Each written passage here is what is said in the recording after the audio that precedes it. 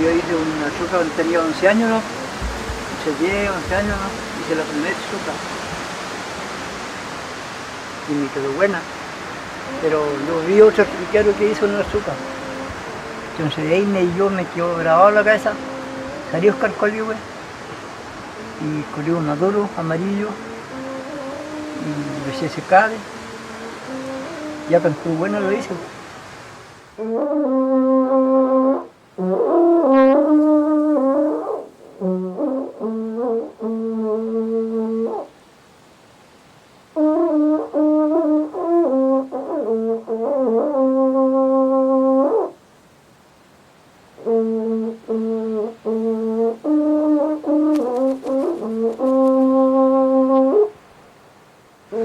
O sea que cuando iba a Villatune yo me ponía cuidado, me iba a parar aquí al lado de un cerrojero, cómo soplaba, cómo tocaba.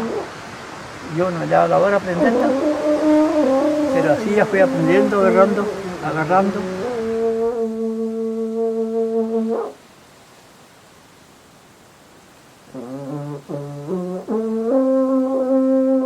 Pero a mí me gustaría que aprendieran, ¿sí?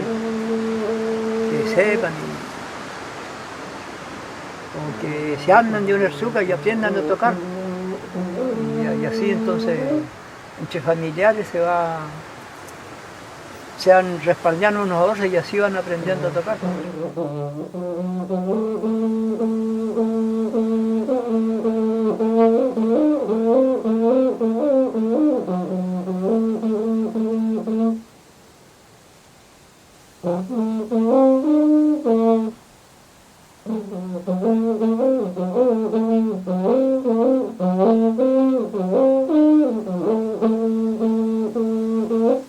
Se está moviendo de nuevo la tradición, ojalá. Y el que va a aprender y lo agarra ligerito, camina.